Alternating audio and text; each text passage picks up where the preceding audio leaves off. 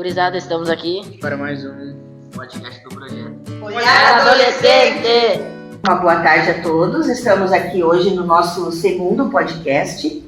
Hoje temos como convidados os guris, né, os traseiros que vieram no nosso primeiro. Então, o Gabriel, o Maridiel e o Matheus, né, nossos adolescentes aí que participam das nossas oficinas, né, eles já participam, são da escola João Eduardo.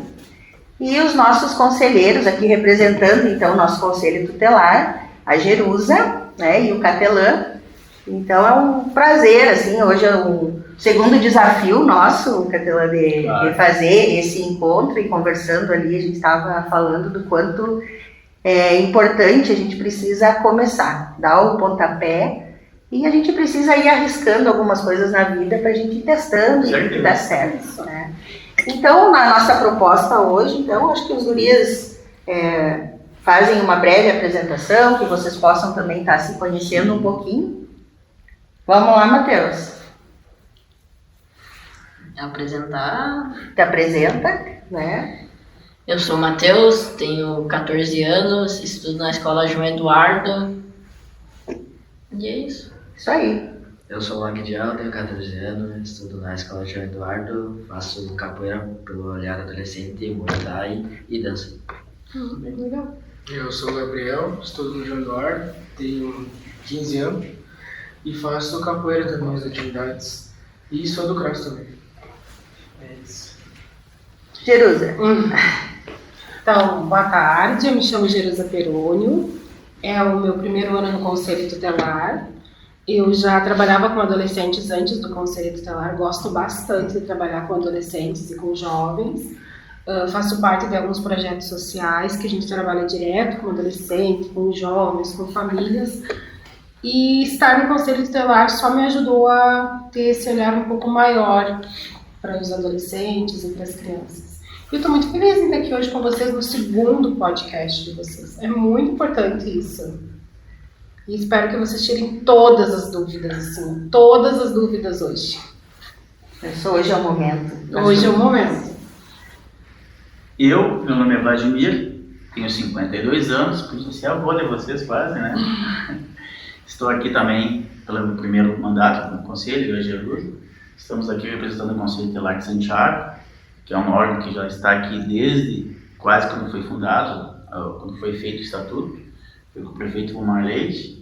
E nós estamos aqui, e é uma alegria muito grande estarmos aqui no Olhar Adolescente com esses adolescentes, para a gente bater um papo, conversar, e eu quero agradecer por essa oportunidade que está dando para nós como Conselho Tutelar, expressar nossas opiniões, nossas expressões sobre o que o Estatuto traz, né? Trouxe para a criança e adolescente. Eu acho que hoje é uma oportunidade, eu também, nós do projeto, né, eu acho que é um momento de muita satisfação, porque a gente transita muito, né, pelos espaços aí, e o Conselho Tutelar, ele é um órgão que ele tá direto, né, em todas essas instituições, nos serviços, atuando nas escolas, e eu acho que essa importância desse momento, porque a gente escuta muitas coisas, né? O Vladimir e a Jerusa, então, estão no primeiro mandato, então são novos no conselho, mas a gente tem conversado bastante e o quanto a gente tem tido a oportunidade, assim, de estar trocando ideias, né, Jerusa? A Jerusa também faz parte, representando o conselho do nosso grupo, que nós temos nossos encontros aí para discutir algumas coisas, né, Jerusa? E o quanto isso vem sendo importante, assim, vem sendo uma construção, um processo muito legal, assim, que a gente vem vivenciando. E hoje, então, os guris foram chamados aí para representar adolescentes e crianças também, né, para poder estar tirando algumas dúvidas, né, o que é o conselho, enfim, acho que a gente tem que escutar aí o que vocês gostariam de estar perguntando e de estar falando aí, tirando, né. Tá com vocês. O que vocês acham de alguns adolescentes não terem interesse com a escola? Bem preocupante, né? Porque se a gente parar para pensar, dentro do Estatuto do ECA, Estatuto da Criança e do Adolescente, está previsto que toda criança e todo adolescente tem direito ao estudo, certo? Só que assim como ele tem o direito, ele tem o dever de estudar. Junto com o direito vem os nossos deveres. Aí você pensa, hoje existe toda uma organização, um planejamento voltado para que o adolescente ou para que a criança ela venha estar dentro da escola, né?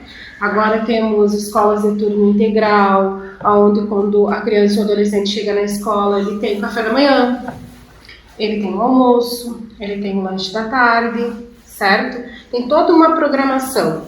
Fora que tem todo o apoio, por exemplo, do projeto do Olhar Adolescente, tem as crianças que têm acesso ao Criança Feliz, existem várias coisas para envolver e para acrescentar para essa criança e para esse adolescente na escola. E mesmo assim, esse adolescente está desmotivado de estar na escola. Aí isso leva a gente a pensar, por que ele está desmotivado? Está acontecendo alguma coisa? Acontece algum problema dentro daquela escola? Acontece algum problema dentro daquela casa? Porque eu não vejo como algo normal uma criança ou um adolescente não querer estar na escola. Tá, agora eu vou te devolver a pergunta. Tu gosta de estar na escola? Eu gosto, melhor estar na escola do que estar em casa, porque em casa eu não estou fazendo nada e na escola eu estou com meus amigos. Isso. E voltando só para não ter... voltando a outra coisa. E o que tu acha que essas crianças não estão querendo ficar na escola? Eu acho que não tem interesse escolar de pegar e estar estudando, não tem interesse de estar prestando atenção em aula. Por que tu acha? Por quê? Porque, não sei, deve de ter alguma coisa em casa, deve de estar desmotivado. Exatamente. Então é aí que a gente volta. Se torna uma preocupação saber por que aquela criança e aquele adolescente não quer estar naquela escola, sabe? Ou estão fazendo bullying com ele também. Tem a questão do bullying, tem a questão da agressão, tem a questão dos problemas psicológicos que essa criança pode sofrer dentro e fora da escola. Nos leva a pensar o contexto familiar, o que acontece dentro da casa daquela criança ou daquele adolescente. São várias coisas, entende? E existem muitas crianças e muitos adolescentes que acabam faltando, não querendo estar na escola. Isso gera um grande problema para a escola, para o conselho, para os pais, enfim, para todos no modo geral. Mas é preocupante. Mas eu acho que isso faz a gente pensar também de como as coisas vêm se organizando, né? Porque pensando na escola, e a gente tem conversado bastante, do quanto é importante esse espaço, porque ele é um espaço de socialização, ele é um espaço que é importante porque tu vai desde criança, é ali que tu começa a conhecer outras pessoas, né? Tu começa também a ser inserido num outro contexto. Mas hoje eu fico perguntando como que essa instituição também, entre tantas outras, mas como que ela também vem se organizando para fazer com que os adolescentes e as crianças e os alunos, de uma forma geral, queiram permanecer nesse espaço, né? Às vezes a gente fala essa motivação, e aí agora eu vou fazer uma pergunta, né, para vocês também. O que faz vocês, enquanto adolescentes, e pensando nos amigos, né, do que vocês vivenciam na escola, o que faz vocês se sentirem com vontade de ir para a escola? Porque a gente conversa bastante e nessas oficinas, e a gente está em algumas escolas aí, e a gente vê muitos alunos que é bastante comum, né, ou não querer estar na escola, ou não se sentir, né? Principalmente adolescente, mas não se sentir tão bem nesse espaço, que é um espaço que é para se sentir bem, né? Porque a gente está falando aí que é um espaço também de proteção, né? De cuidado, de aprendizagem, mas de tantas outras coisas, de desenvolvimento. E estão na fase do desenvolvimento, né? Há essa necessidade de passar por essa fase. Isso. E aí fica essa tua pergunta, né? E aí vem o turno integral, né? E aí eles dizem assim, do quanto, é bom estar na escola, e no outro dia a gente conversando, né? De que a escola é um lugar de encontro também. Claro. É o encontro, Forma onde, vínculos, né? Encontra os amigos lá, cada vez mais conhece tempo. namorada, conhece namorado, claro. E do quanto né? Do quanto isso é para ser legal. Pra ser Mas motivador. o que às vezes faz com que não seja, né? Ou o que vocês acham que deveria acontecer para que também seja um espaço agradável, né, produtivo, de qualidade de vida para vocês? Tem as amizades, né, que é o principal, né? Porque se tipo, tu não tem amizade, tu é sozinho na escola, pode ajudar um pouco, se concentrar nos estudos, mas também é ruim porque precisa ter uma amizade, né? Precisa ter alguém para conversar, para Vínculo. ter uma amizade, né?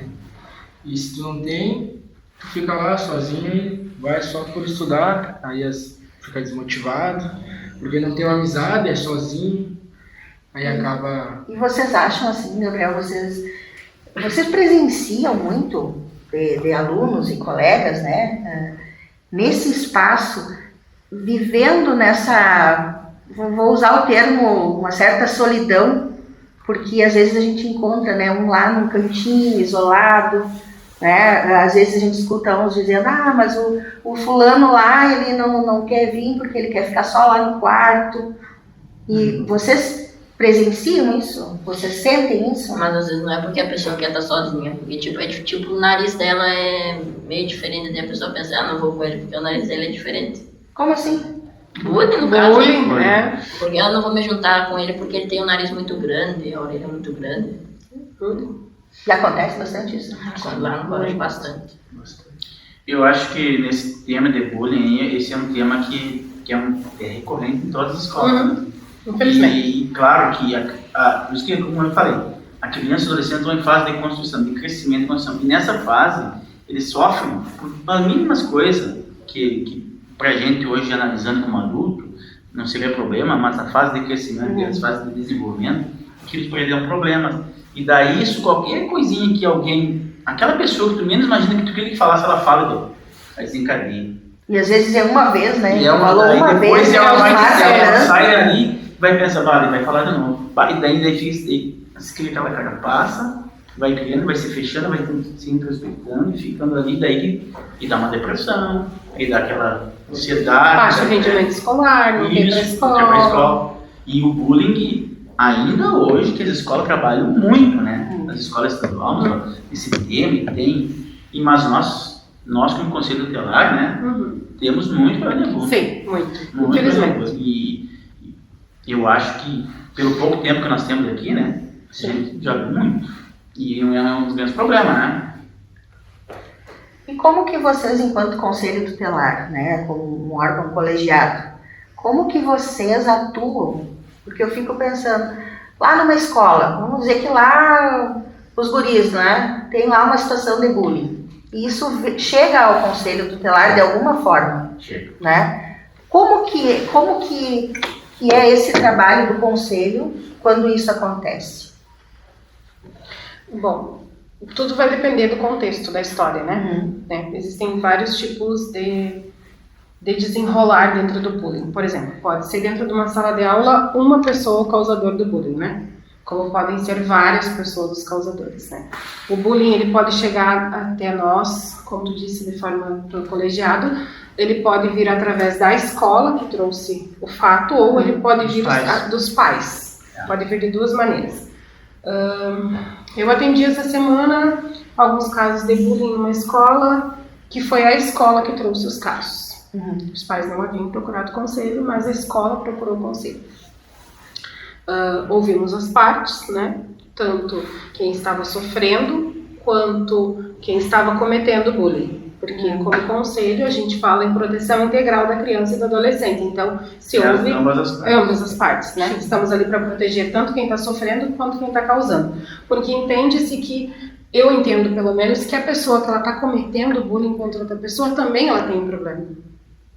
Entende? É uma forma de que se eu estou sendo agressiva com uma pessoa, eu estou colocando para fora aquilo que está dentro de mim, certo? É uma forma de descontar em alguém que não tem nada a ver. Exatamente. É isso aí. Eu estou sofrendo alguma coisa, acontece alguma coisa ruim na minha vida e eu chego dentro da escola e eu repasso aquilo para os outros. Do que outras pessoas passem por Exatamente pelo sofrimento que ela está tendo. Exatamente. E às vezes sofrendo assim em casa, entende? Talvez até um trauma, alguma coisa que aconteceu, que aquela pessoa não, que aquele adolescente, aquela criança não superou aquilo, e daí ela acaba gerando aquela revolta, aquela raiva que ela desconta nos terceiros. É justo? Não é justo. Mas nós, como conselho, nós vemos os dois lados. Então, nesse momento em que a escola nos chamou, eu ouvi as duas partes. Vou falar por mim o que aconteceu. Eu ouvi as duas partes. Ouvi o lado da pessoa, da adolescente que estava sofrendo bullying, tanto quanto o lado de quem estava cometendo bullying, certo? A que estava sofrendo bullying, houve uma conversa com ela, com a orientadora e com o responsável pela adolescente. Ela foi encaminhada para um atendimento psicológico, porque é assim, ó, se tu olhar para mim e disser para mim assim, como é que é teu nome mesmo? Matheus, se tu olhar para mim e disser assim para mim, Matheus, ei, mas tu é careca, hein? Digamos que tu diga para mim, porque eu tenho pouco cabelo. E isso eu deixo entrar dentro de mim, eu vou sofrer, certo? Agora, se tu me chamar de careca e eu não der nem bolas pra ti, não é um bullying, né? Porque eu não vou sofrer, entende? O bullying, ele acaba pegando força quando alguém aponta um defeito e tu te ofende com aquele defeito. Tu sente aquilo ali, entende? Então, a melhor proteção contra o bullying é se alguém te ofendeu ou te disser alguma coisa, tu não dá importância. Não pega, é que nem apelido, né? Se te botarem um apelido e tu te ofender, E pegou. pegou, né? Então a gente entende que aquela pessoa que está sofrendo bullying, aquela criança ou aquele adolescente, ele precisa estar bem, ele precisa se fortalecer. Então a gente encaminha ele para um atendimento psicológico, para que ele venha colocar para fora tudo que ele está sentindo e que ele possa ser fortalecido. E o que está fazendo bullying no caso? Também tem sofrimento. Então a gente vai acompanhar aquela família, tentar entender o que está acontecendo, que está levando aquele adolescente a ser tão revoltado. Porque geralmente quem pratica o bullying não pratica só o bullying, pratica outros tipos de agressões. E na escola tem que reforçar também, né? Reforçar com a direção, com a coordenação. A direção da escola também tem que... Se for o caso, pegar os pais, se fosse mais de 1, 2, 3, entendeu? Fazer, porque muitos pais, na verdade, eles não sabem que os filhos estão fazendo bullying.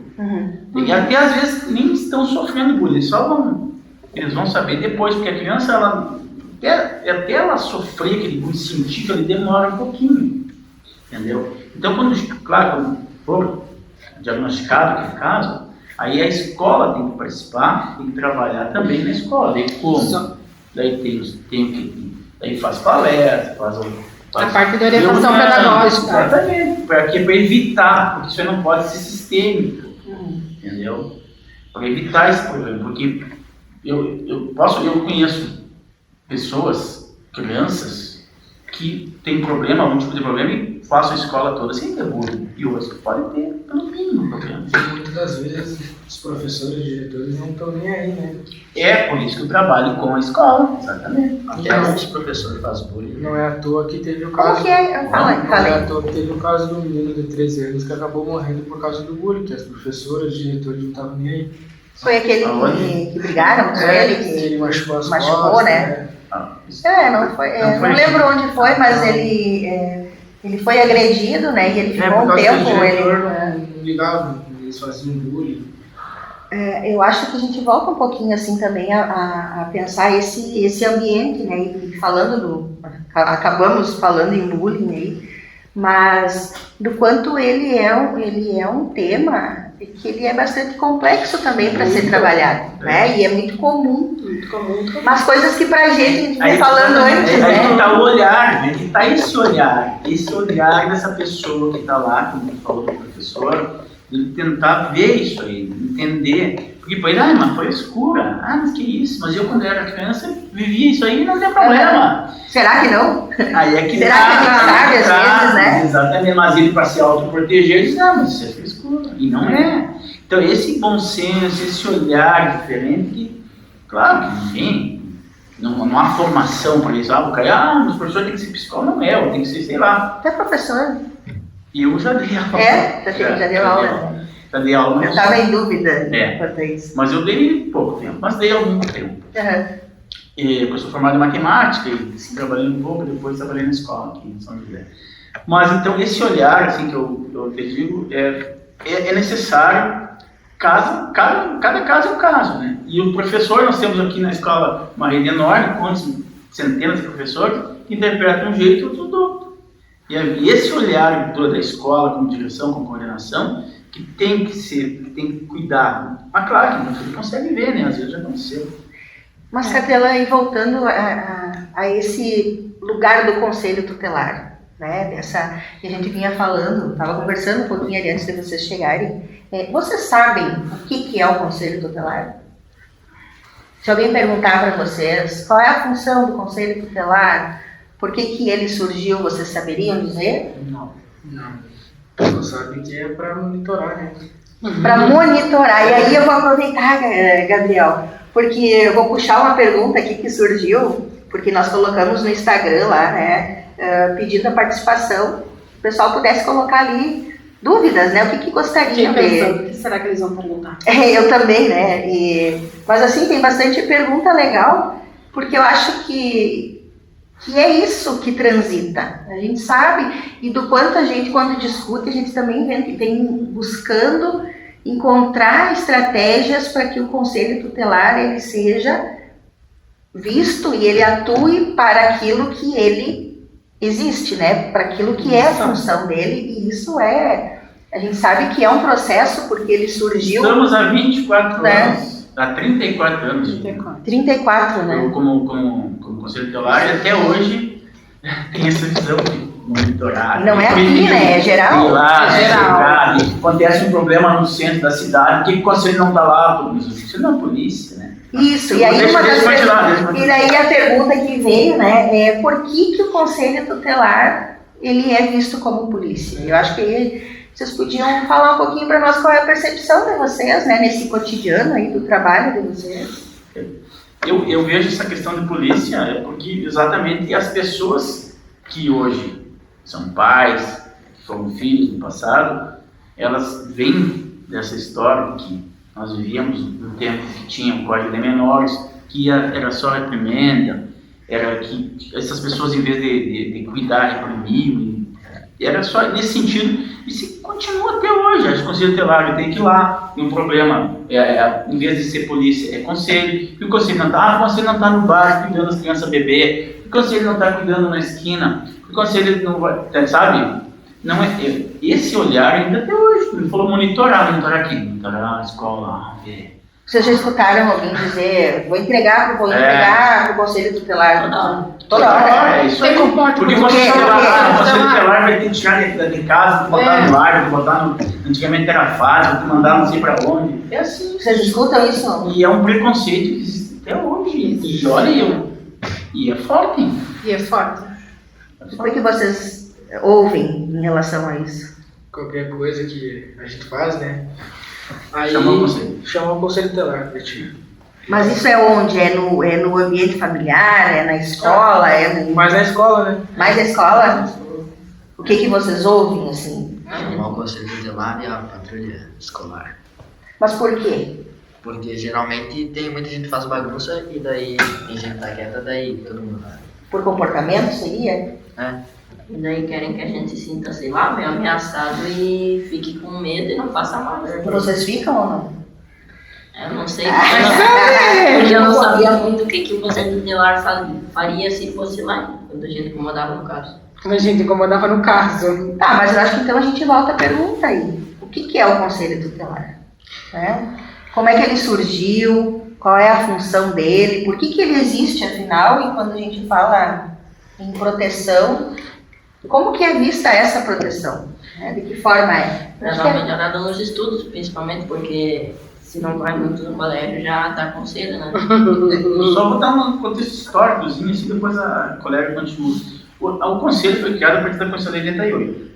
Tá? A Constituição de 88, que é a nossa Constituição democrática, que chama, né? Que foi feita. E ali ela previa, nos artigos, que era a proteção integral da criança e do adolescente. Então não tinha isso. E daí, a partir da Constituição, foi criado o Estatuto da Criança e do Adolescente. E a partir desse, criou os Conselhos Tutelares. E os Conselhos de Direitos, né? E os Conselhos Tutelares são 5 membros em todas as cidades do Brasil. Dependendo da quantia de habitantes, a cada 100 mil habitantes tem mais um conselho de 5. 200 mil habitantes são 2 conselhos de 5. Aí vai se sucedendo. Eu não sabia que era cada 100, eu sabia que era... E a cidade tiver 500 habitantes, a cidade tiver 100 mil habitantes, é um conselheiro. 5 conselheiros. Ele pode funcionar até com 3 integrantes, no mínimo 3, mas sempre são 5. Então, aí, a partir da Constituição, foi criado o Conselho Tutelar, criado o Estatuto da Criança e Adolescente, depois o Conselho Tutelar. E a partir daí, a ideia de proteção integral da criança e do adolescente. Como? Então, passou para ti. Então, o Conselho Tutelar está dentro do Estatuto do ECA, que é esse estatuto que o colega mencionou, que se chama ECA, Estatuto da Criança e do Adolescente. Lá dentro tem várias leis que foram sendo criadas. O estatuto ele não é fixo, ele vai sendo modificado à medida que vai se vendo necessário criarem novas leis. Tá? Quando a gente fala na proteção integral da criança e do adolescente, é que o conselheiro tutelar ele tem esse papel de proteger a criança e o adolescente. Mas no começo, quando nós estávamos conversando aqui, eu falei para vocês que assim como a gente tem direitos, a gente tem deveres.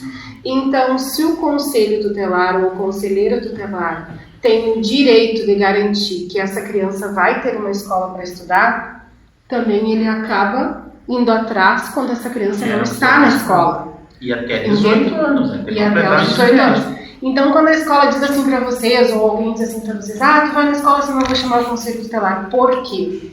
Porque é um dos papéis do conselheiro. Garantir que essa criança, esse adolescente esteja inserido dentro, matriculado e esteja participando das aulas.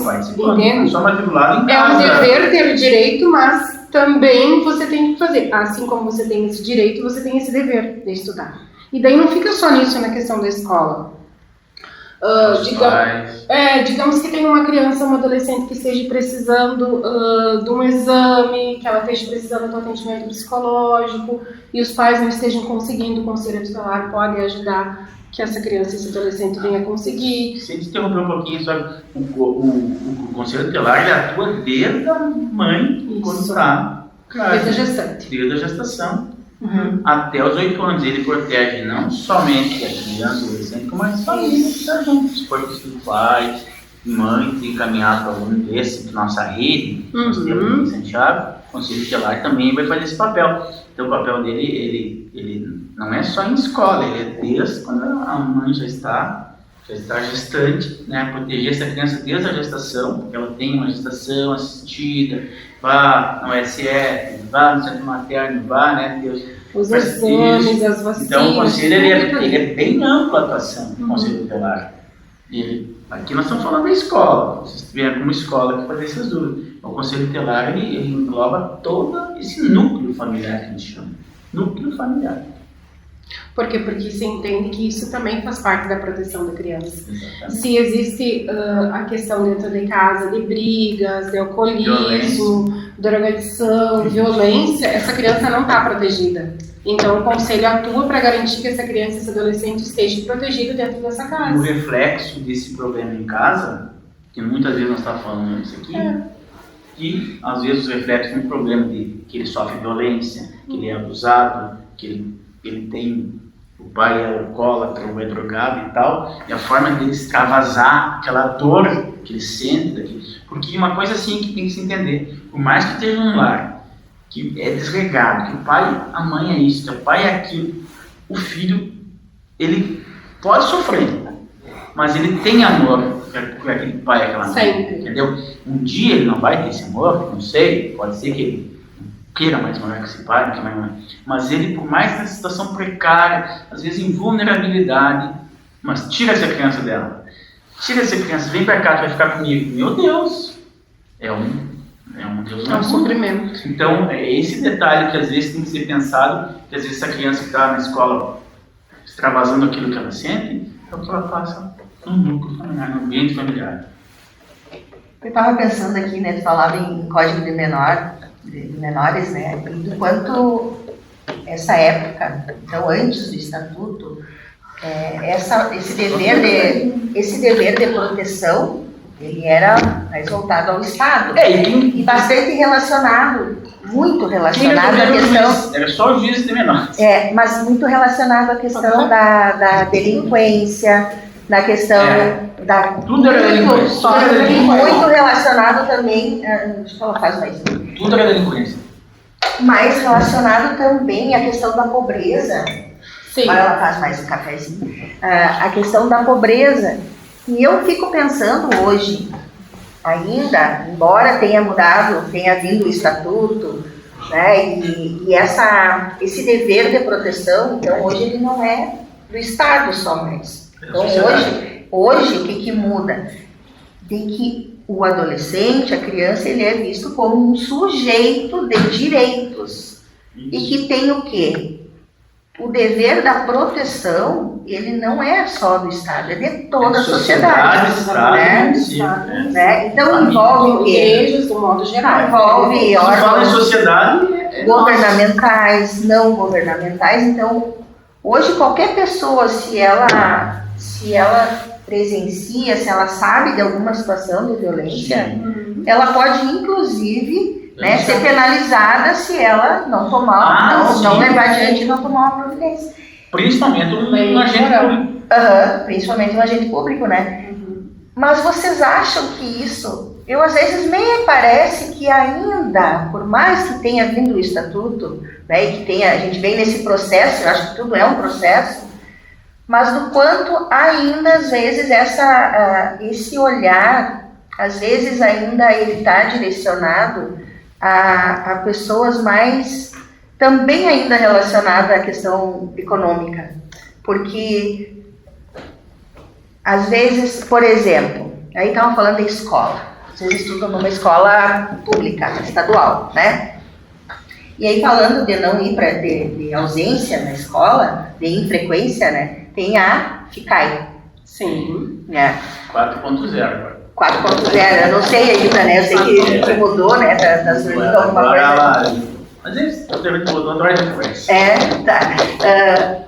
Vocês, enquanto conselho tutelar, vocês acham que é parecido, por exemplo, né, o que chega das escolas privadas em relação às escolas públicas? De forma não é inclusive. Escola pública manda ficar, é comum? Sim. Escola particular, desculpa. Até o momento não recebemos nenhuma. Até o momento não, quem sabe os conselheiros mais antigos. Claro, eu estou falando no contexto econômico. Né? Sim. Sem dúvida, nós vivemos uma sociedade totalmente desigual. Entendeu? O Brasil é um país desigual, é absurdamente desigual. Não é? É absurdamente desigual. Tem gente que ganha muito dinheiro, enquanto que 90% da população vive com salário mínimo. É uma desigualdade absurda. Entendeu? Isso é um reflexo nosso. Tu vai pegar um bairro da cidade, veja um bairro como qualquer bairro da nossa cidade, a metade da população tem Bolsa Família. Então, isso aí representa o quê? Uma desigualdade social enorme. E nós, a gente vivemos no município de Santiago, nós temos uma rede de atendimento muito boa. Então, tu precisa do SUS, ele tem um hospital, tem. Então, esse reflexo maior de uma sociedade, claro, vai pensar, não, mas nos Estados Unidos, lá na Europa, tem problema. Mas agora tu acabou de falar, aqui as escolas particulares, até o momento, né, eu tive ainda, teve algum problema na escola particular? Não. Eu me recordo mais. Até mesmo porque se tu parar pra pensar, na escola particular os pais estão pagando uma mensalidade, né?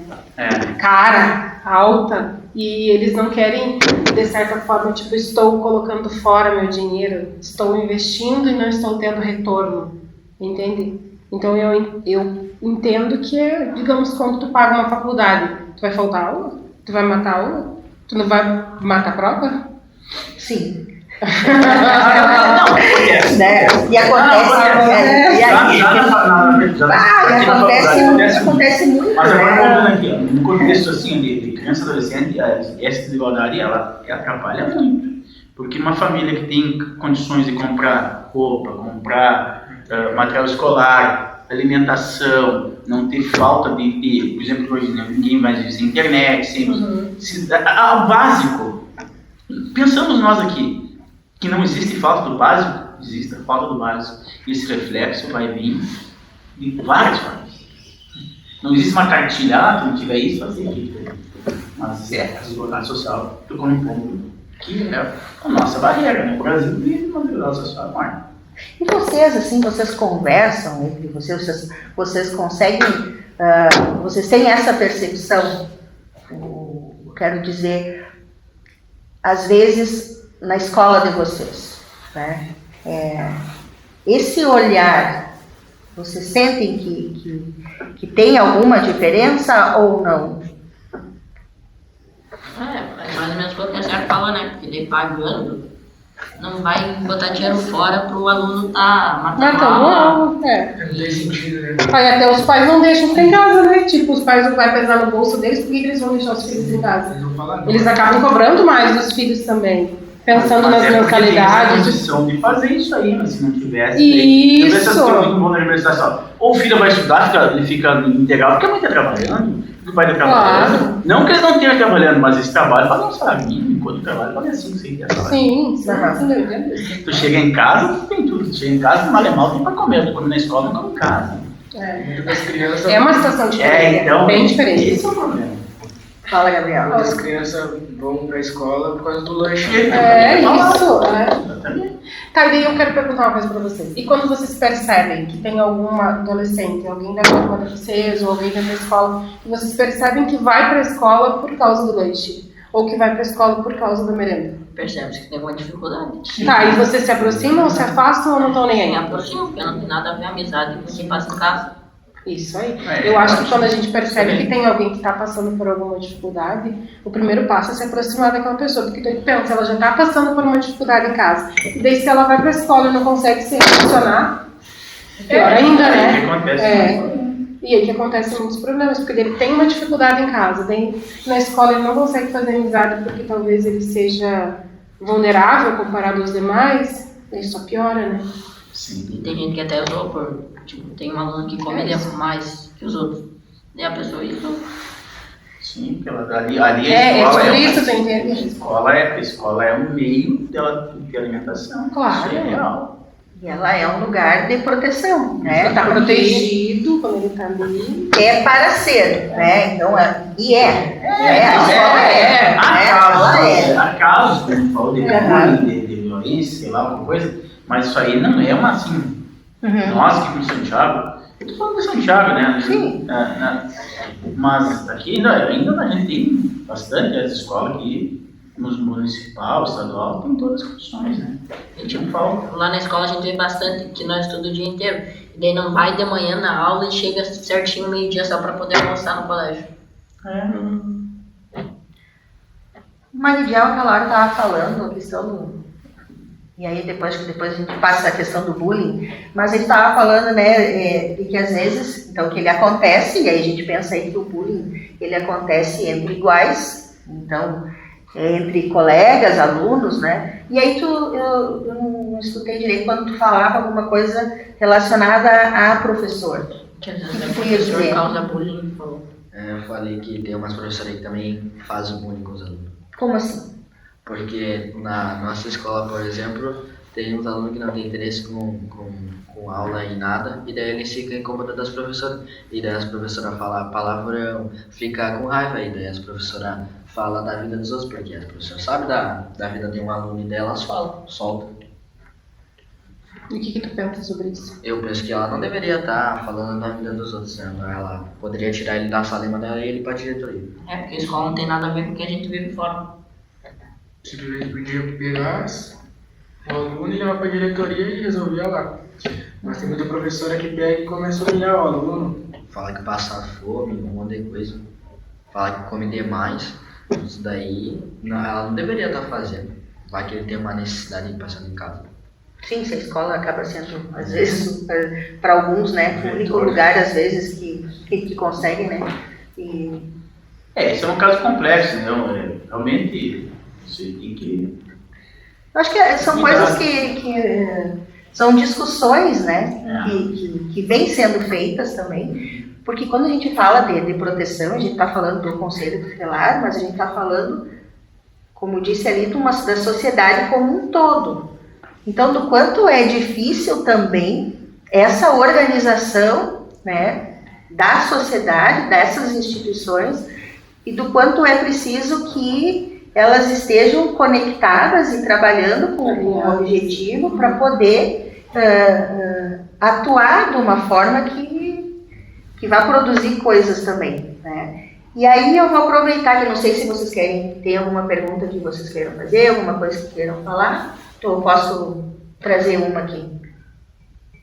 Posso? Aqui, ó, veio uma Quais os benefícios de ter um acompanhamento do Conselho Tutelar? Então, essa é mais uma perguntinha que estava lá no Instagram. Né? Tenho 4 perguntas aqui. Então, essa é uma que está lá, né? Quais os benefícios de ter um acompanhamento do Conselho Tutelar? Bem, o Conselho Tutelar ele é provocado, né? A gente trabalha quando é provocado. Acontece uma situação, dependendo da situação, o Conselho Tutelar ele vê que há uma necessidade dele ser atendido. Qual é a pergunta? Quais as vantagens, né? Vai depender. Exatamente, depende do caso. Ele está passando por um problema de vulnerabilidade social, não tem alimentação, problema de violência, problema de bullying, qualquer problema, a gente vai o quê? Ver, analisar o caso, analisa, constata, em loco, ou faz a nossa visita domiciliar, vai no lugar, vê. E a partir daí o quê? A gente vai usar a nossa rede de proteção do nosso município, né?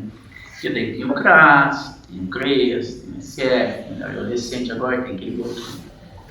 Nós temos, não me recordo o nome agora, a gente vai a partir daí trabalhar com essa criança e com essa família, se for o caso. Como eu falei, nós trabalhamos com núcleo familiar. Se for uma gestante, também vai trabalhar no centro materno e procurar correr atrás. E essas vantagens são quais? Que ele vai estar ali sempre sendo acompanhado. Toda vez que acontecer algum problema, o Conselho Tutelar vai lá para proteger essa criança e adolescente, ou essa gestante, esse núcleo familiar, e ele vai estar sempre sendo acompanhado. Ele vai ter o quê? Como a criança ela tem prioridade, criança e adolescente tem prioridade, e com o nosso impulso do Conselho, provavelmente ele vai ser atendido em prioridade, né? Então, dependendo do caso, vai ter mais facilidade de acesso. Então, o Conselho Tutelar, quando ele chega para fazer essa questão de proteção, né, desse grupo familiar, desse criança e adolescente, como ele tem prioridade, ele vai ir mais rápido esse atendimento e automaticamente tem caso de urgência que precisa mais rápido ainda. E o Conselho Tutelar faz esse papel. Ou seja, ele não trabalha sozinho, né? Não, o Conselho Tutelar nós trabalhamos em rede. Nós, como conselho, trabalhamos em forma de colegiado. Nunca sou o Jerusa e nunca é o Vladimir. Nós somos o colegiado. Colegiado significa o quê? Que nós somos 5 e as decisões são votadas, discutidas numa mesa como essa pelos 5 e a partir dali as decisões são tomadas, entende? Isso significa colegiado. Então, chegou um caso e a gente precisa tomar uma decisão referente àquele caso, daquele aluno, ou daquela aluna, ou daquela criança, enfim. Então, se reúnem os 5, podem ser 3. Isso. Somos em 5, em 3 já se toma uma decisão. Exato. E a partir dali se decide o que vai ser feito e saímos para tomar as atitudes. Isso significa colegiado. Então, nós não somos sozinhos, nós formamos um colegiado para tomar as decisões.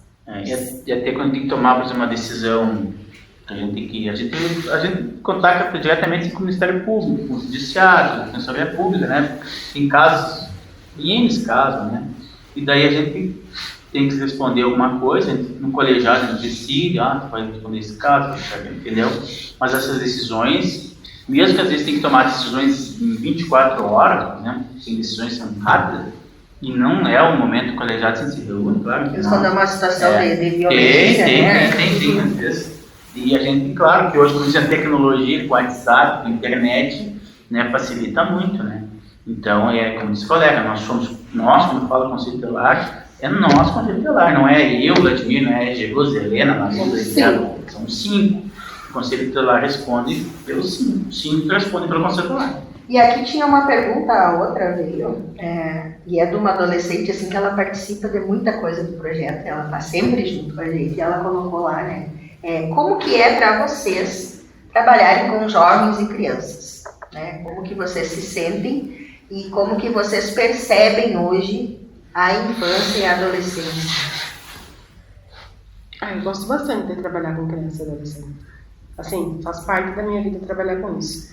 Eu não posso dizer de mim, eu, Jerusa, que eu tive uma adolescência ou uma infância sofrida, não tive. Eu tive uma adolescência muito boa, uma infância muito boa. Eu brinquei muito na rua, eu pulei muita cerca, eu fiz casinha na árvore, eu joguei bola na rua, eu joguei taco, eu fiz tudo. Me quebrei, eu fiz tudo o que poderia fazer, quase me arrebentei andando de bicicleta uma vez, tudo que eu poderia fazer. Já fiz como adolescente, entende? Assim, brigava muito, eu era briguenta. Se existisse o conselho tutelar na minha época, eu tava ferrada, porque eu era briguenta, eu brigava, puxava os cabelos dos outros, puxava os meus, enfim, eu era terrível. Mas eu acho que é uma fase da nossa vida tão boa, que pra mim eu acho tão triste quando eu sei que uma criança, uma adolescente não tá desfrutando disso, porque passa muito rápido, e logo vocês vão ser adultos e vão ter responsabilidade de ser adultos. Então, tu deixar a tua infância, a tua adolescência ser roubada, porque é um roubo, né? Ser roubada por uma violência, por uma agressão, por até mesmo pelo bullying, é um crime, sabe? Então, assim, eu estar no Conselho Tutelar hoje, eu acho que faz parte disso, de eu tentar ajudar para que isso não venha acontecer com crianças e adolescentes, mesmo eu sabendo que acontece muito, sabe? Mas eu entendo que é uma das melhores fases da nossa vida. É uma pena que a gente muitas vezes só descobre isso quando ela já passou, né? Mas eu não posso falar que eu tive uma adolescência ruim. Eu tive uma adolescência, uma infância muito boa, com muita proteção, com muito cuidado, mas eu fiz muita coisa. Eu era terrível. Por isso que eu não julgo quando eu vejo uma criança que aperta a campainha e sai correndo, que joga pedra, sabe, assim, que quebra as coisas, entendeu? Mas porque eu já fiz isso. Eu ia te perguntar, a tua adolescência, a tua infância, de vocês, né? A nossa. Mas assim, voltada à pergunta aí. Essa vivência, né? De um outro tempo, porque é um outro tempo, porque e a gente conversava também. 70. E do quanto hoje, talvez, se os guris forem fazer coisas que a gente fazia, que era visto como normal, né? Uma coisa sem maiores consequências, às vezes hoje pode ser visto como um problema, né? Uma delinquência que nem essa. A sociedade ela mudou, né? Nós não andávamos atrás das caravanas. Muito! Hoje não pode. Hoje não pode, né? Agradecido, nós não andávamos no centro de Santiago sem capacete. Não pode. Então as coisas mudaram. É isso que precisa as pessoas ver que as coisas mudaram. A forma de interpretação hoje não é a mesma. Então, por isso que muitas vezes as pessoas que ainda têm uma interpretação, digamos, não agora, nesse momento, porque elas pensam como pensavam no passado. Não se pode pensar assim. Claro que nós, como tu falou, a gente viveu, eu sou da década de 70, eu nasci em 72. Então, com 8 anos, eu nasci em 80, vocês têm uma ideia. Com 15 anos, vocês têm, eu estava lá em 85. Eu estava nascendo. Entendeu? Então, eu digo assim, olha, é muito diferente. Eu sou do tempo que não existia seu telefone. Depois, quando tinha o telefone convencional. E depois o celular. Então, o que eu me sinto feliz por ter vivido esse momento. Mas isso falando do telefone, né? Agora eu fiquei lembrando assim, ó, como é que a gente vivia sem telefone, né? Como que os pais, mas claro, não existia, mas como que os pais, né? Outros tempos, mais assim. A gente escrevia carta, Cacá. A gente escrevia carta. A gente escrevia cartinha, mas eu quero dizer assim, ó, do quanto parece que hoje existe órgãos, né? Existe essa proteção, esse dever dessa proteção e a gente vem tentando promover isso da melhor forma possível. É muita informação para pouca produção. Mas olha aqui, ó, às vezes eu fico pensando como que... Porque às vezes hoje um pai e uma mãe não sabem onde é que o filho está. Tu vai ali no telefone, não respondeu, mandei uma mensagem, não me respondeu no telefone, não atendeu, onde é que tá, o que que tá fazendo. Ficava dias sem responder. Mas antes a gente não tinha isso, né? Dias. Estudava em São Vicente, ficava dias sem falar com meus pais, ficava um mês sem visitar. Imagina hoje o que acontece com o pai e a mãe, esse tempo todo. Mas são outros tempos. Né? E ali estão, né, nos fazendo o sinalzinho ali, acho que a gente tá bem boa a conversa aí. Mas aí aqui, ó, então para passar aqui, como que é para vocês trabalharem com jovens e crianças, então, já foi perguntado. A questão de por que chamam o Conselho Tutelar de polícia, né, já perguntei também. E aqui também a função do Conselho Tutelar no acompanhamento familiar, eu acho que... eu não sei por que também existe ainda essa dúvida, né? Desse acompanhamento. Eu acho que a gente precisa falar um pouquinho dessa rede, do quanto é importante. Então, vocês lá, os guris são lá do grupo que vai no CRAS, né? Então, tem o grupo, acho que é toda terça-feira, né, às 4h30, 4h30, né? E aí lá se tenta, enfim, o CRAS vem tentando também unir, né, juntar e chamar para lá e fazer coisas, né?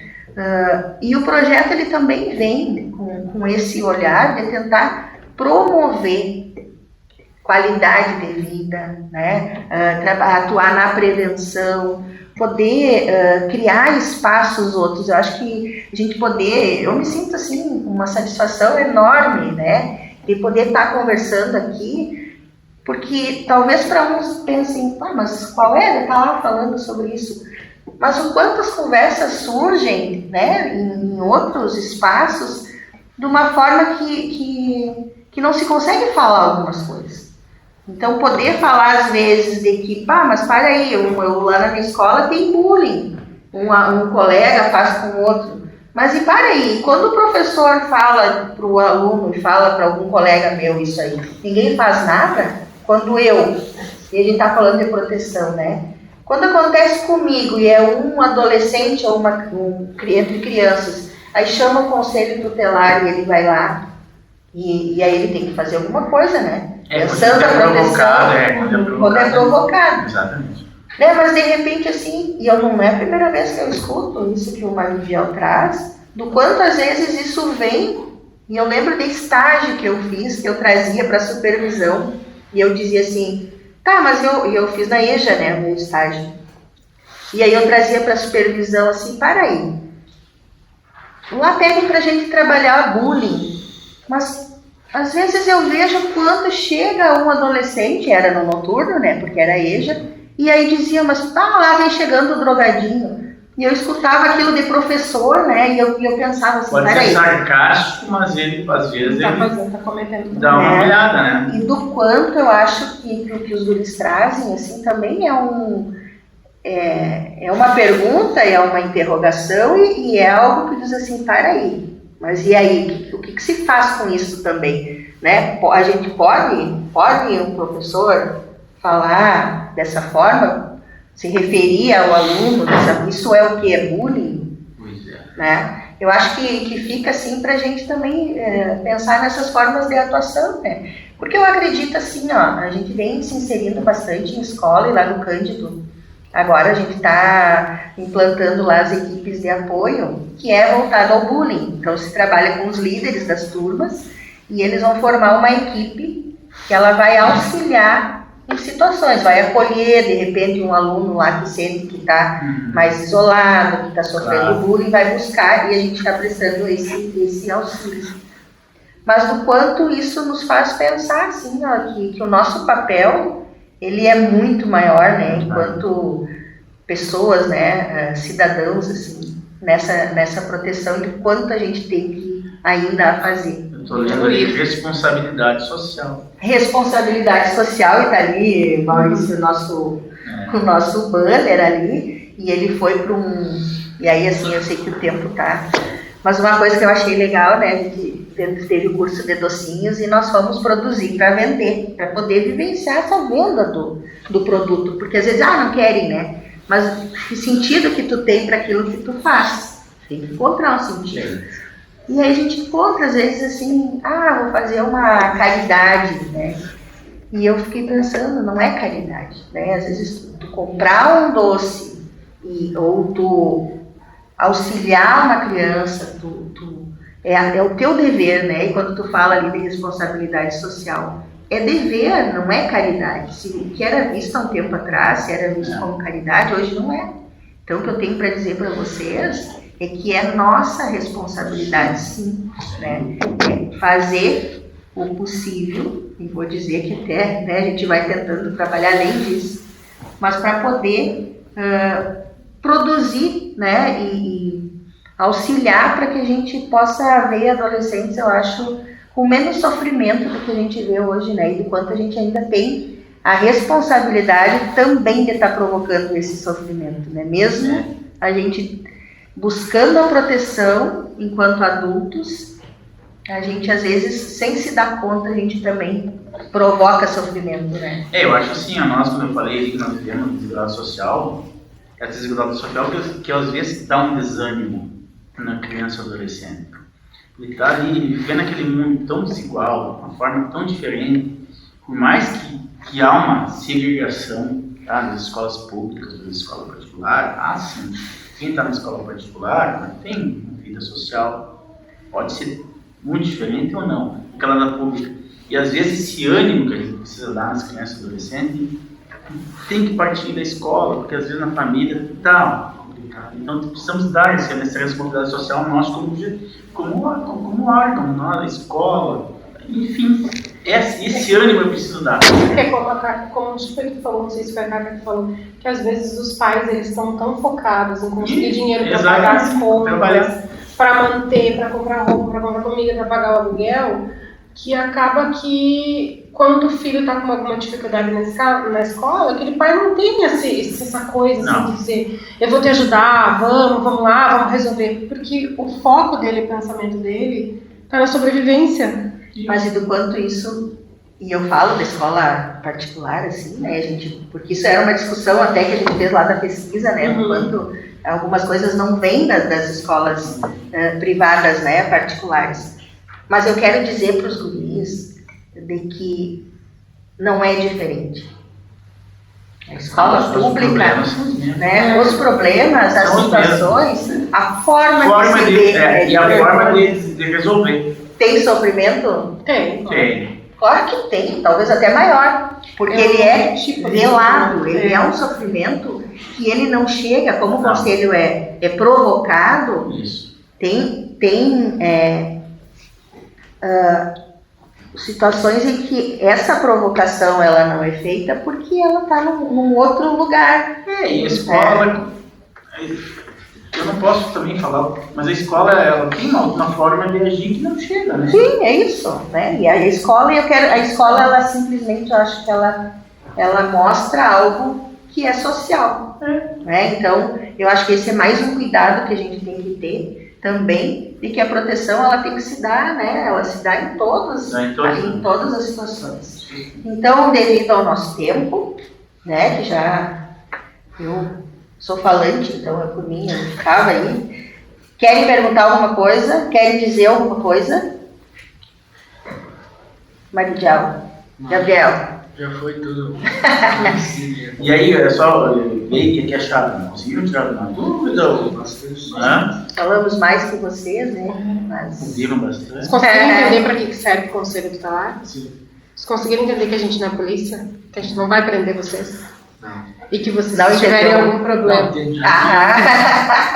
Se vocês tiverem algum problema, alguma dificuldade, vocês podem ter o dever e o Conselho Tutelar está de portas abertas para isso. E daqui o conselho ele não é para Não é resolver comportamento, né, na escola. Colega, acho que vamos dizer os nossos meios de forma de fazer algum tipo de denúncias. Não, pode falar. Não. A gente, se, digamos assim, vocês queiram fazer uma denúncia, tá? Vamos fazer de conta. Mas vocês não querem ir lá no conselho, não querem que ninguém saiba. Pode ser sobre você, sobre um amigo, sobre a escola, sobre vizinhos, sobre familiares, enfim, sobre qualquer coisa que vocês queiram denunciar para o Conselho Tutelar. Vocês podem ligar para o número do plantão do Conselho Tutelar, que funciona 24 horas, que é o número de celular. Vocês podem ligar para o telefone residencial, que fica das 8 ao meio-dia, da 1h30 às 5h30, e vocês podem fazer uma denúncia pelo Disque 100. Disque 100 ela é uma denúncia anônima também, que você vai fazer esse relato pelo celular, e essa denúncia vai lá para uma central e depois ela volta para nós, anonimamente. Ninguém vai saber. saber. Né? Pode ser sobre qualquer coisa. Bullying, violência, enfim. Pode ser sobre vocês, familiares, primos, vizinhos, escola, enfim. Uma denúncia anônima que esteja envolvendo crianças ou adolescentes. Situações que acham que precisem pedir auxílio. Né? Isso, mulheres grávidas também, como o colega falou, enfim, porque nós estamos protegendo o bebê que está dentro da gestante. Então, né, para finalizar aí, agradecer muito, muito mesmo a presença de vocês. Assim, de verdade, né, eu fico realizada. Acho que a gente está indo num caminho bem daquilo que eu acho que que é legal ser, né? E a gente vem tentando construir isso. Agradecer muito a disponibilidade de vocês, né? Dos guris, que desde a outra vez se prontificaram, assim, de primeira, né? Nós vamos. Eu acho que isso Isso é ótimo. é ótimo, né? Agradecer, assim, não chegou ainda, mas a outra vez nós tivemos os frios, né? Hoje me pediram, qual foi o Magdiel? Foi o Matheus. O Matheus disse, vai ter aqueles frios de novo, né? Então, aproveitar também, dizer que a gente fez aí uma parceria com o bar aqui da universidade, a Toca da Cruz, né? Então, eles vão aí nos mandar, vão nos patrocinar, nós temos até patrocínio, agora apoio, parceria aí com, né, os frios ali do bar. Olha aí, ó, Trouxe para vocês sobre uma campanha que a gente fez agora no mês de maio. Foi o Maio Laranja. Que foi uma campanha muito bacana que nós fizemos relacionada à prevenção contra o abuso sexual em crianças e adolescentes. Que é um tema bem delicado também, mas bem importante de ser falado. Uau! Tá bem? Muito obrigada. Lembrancinha pra você. Muito obrigada, então. E até a próxima, né? Acho que a gente volta aí ainda e sempre, né? Estamos à disposição. Nós também. Conselhos à disposição. E nós também, quando quiserem. Tá bem, Bem, obrigado. valeu. Pela oportunidade.